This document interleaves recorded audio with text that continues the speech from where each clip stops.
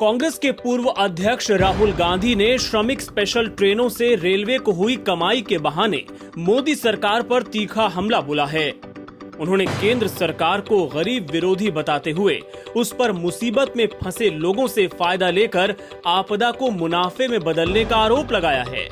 राहुल गांधी ने ट्वीट कर कहा कि बीमारी के बादल छाए हैं, लोग मुसीबत में हैं, लेकिन गरीब विरोधी सरकार आपदा को मुनाफे में बदलने में लगी है।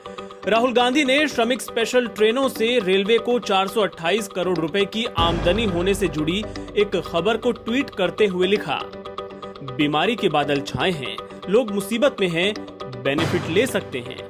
आपदा को मुनाफे में बदलकर कमा रही है गरीब विरोधी सरकार। राहुल गांधी ने अखबार की जिस खबर को शेयर किया है उसमें एक आरटीआई कार्यकर्ता को रेलवे से मिले जवाब के हवाले से बताया गया है कि श्रमिक स्पेशल ट्रेनों से रेलवे को 428 करोड़ रुपए की आमदनी हुई थी। आपको बता दें कि लॉकडाउन में विभिन्न शहरों में फंसे प्रवासी श्रमिकों को घर पहुंचाने के लिए सरकार ने श्रमिक स्पेशल ट्रेनों की व्यवस्था की थी। इसके किराए को लेकर विवाद भी हुआ था। तब केंद्र सरकार ने बताया था कि मजदूरों से किराया नहीं वसूला जा रहा है। केंद्र ने अपनी सफाई में कहा था कि किराया का 85% रेलवे और 15% वे राज्य चुका रहे हैं, जहां से प्रवासी मजदूर अपने घरों को जा रहे थे। हालांकि तब भी बड़ी संख्या में प्रवासी मजदूरों से किराया वसूले जाने की बात सामने आई थी। कई मजदूरों ने शिकायत के तौर पर बताया था कि उनसे किराया वसूला गया। अब आरटीआई के जरिए सामने आए रेलवे की कमाई के आंकड़े ने विपक्ष को मोदी सरकार पर हमला करने का मौका दे दिया है। विश्व स्वास्थ्य संगठन की मुख्य वैज्ञानिक डॉक्टर सौम्या स्वामीनाथन ने कहा है कि कोविड-19 के खिलाफ हर्ड इम्यूनिटी विकसित होने में अभी लंबा वक्त लगेगा और टीका आने के बाद ही इसमें तेजी आएगी। कोविड-19 के खिलाफ बड़ी आबादी में रोग प्रतिरोधक क्षमता विकसित होने को ही हर्ड इम्यूनिटी कहा जाता है। स्वामीनाथन ने कहा कि हर्ड इम्यूनिटी की अवधारणा के लिए 50 से 60% आबादी में प्रतिरोधक क्षमता होनी चाहिए ताकि संक्रमण की श्रृंखला को तोड़ा जा सके। उन्होंने कहा कि टीके से ऐसा करना ज्यादा आसान हो जाएगा।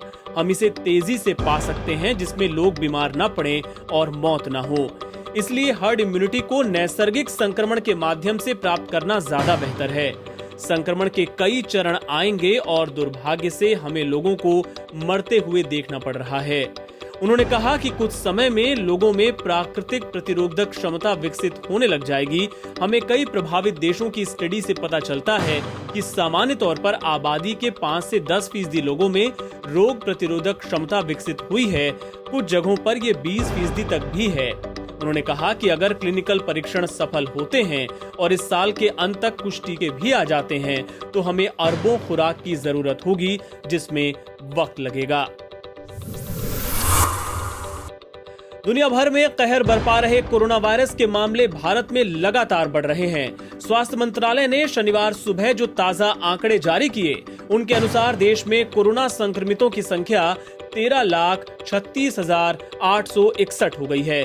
पिछले 24 घंटों यानी शुक्रवार सुबह 8 बजे से शनिवार सुबह 8 बजे तक कोरोना के 48,916 नए मामले सामने आए।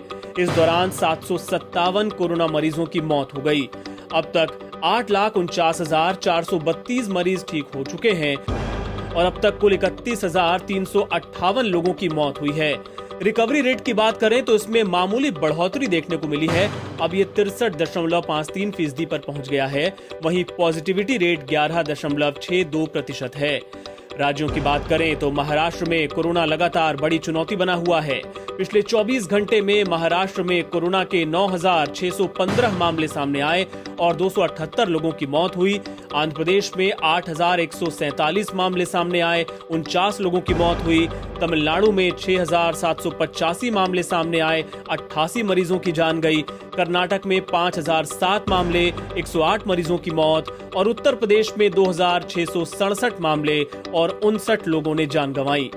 इस बीच राजधानी दिल्ली में कोरोना के एक्टिव केसों की संख्या और घटकर अब 13,681 रह गई है।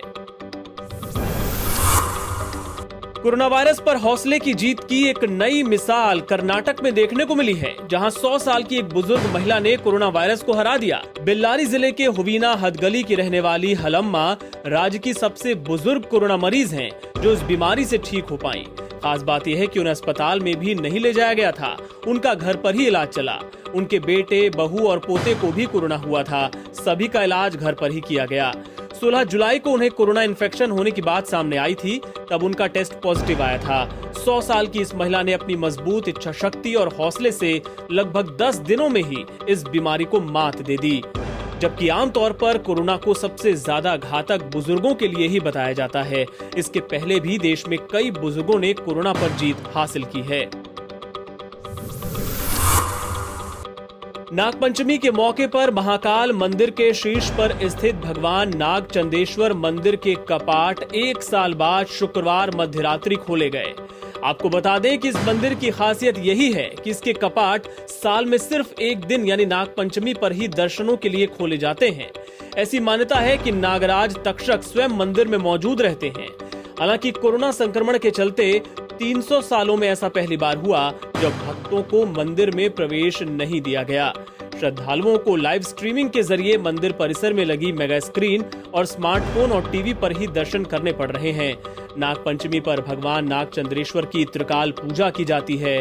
शनिवार रात 12 बजे पूजन कर फिर से 1 साल के लिए मंदिर के पट बंद कर दिए जाएंगे। में एक बार भगवान नागचंद्रेश्वर के पट खोले जाते हैं और वैसे तो लाखों की संख्या में श्रद्धालु यहाँ पर दर्शन करते थे। पूरे भारत ही नहीं भी तो पूरे विश्व से कोने कोने से लोग आते थे और अगाध आस्था भगवान नागचंद्रेश्वर के प्रति लोगों के हृदय में है और लाखों की संख्या में लोग दर्शन करते थे। लेकिन चूँकि इस बार कोविड के कारण वो सब संभव नहीं हो पा रहा था, तो अपने परंपरागत पूजन हुआ है और 24 घंटे के जो दर्शन है ऑनलाइन दर्शन चलते रहेंगे और त्रिकाल पूजा की जो परंपरा है उसके अनुसार परंपरा का अपन निर्वहन भी करेंगे। कल दोपहर में 11-12 बजे के आसपास में प्रशासनिक पूजा अपने कलेक्टर साहब इत्यादि सभी लोग प्रशासन के लोग भी रहेंगे, तो वो लोग भी पूजन करेंगे, दर्शन करेंगे, अर्चन करेंगे, भोग लगेगा भगवान का और फिर कल रात्रि 12 बजे अपन लोग पूजन करके और भगवान नागचंद्रेश्वर के पट बंद करेंगे।